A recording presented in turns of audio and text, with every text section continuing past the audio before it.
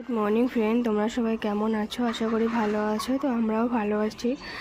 তো সকালবেলা উঠে আমি ব্লগটা শুরু করছি। তো কি শুরু করছি সেটাই দেখাচ্ছি। তো চলো, এখানে দেখো এই যে একটা মুরগিটা ও ভেতরে ঢুকে গেছে। তো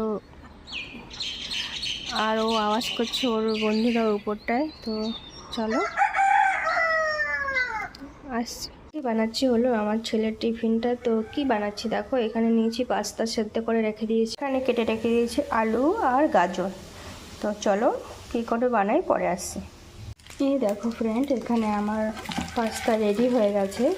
তো চলো, আর পাস্তা তো স্কুলে দিতে নেই, কিন্তু আমার ছেলে আজকে খুব জোর জবরদস্তি করছে মাম্মি তো তো চলো বানিয়ে দিই একটু। তো কিছু বলবে না, ম্যামকে মেসেজ করেছি।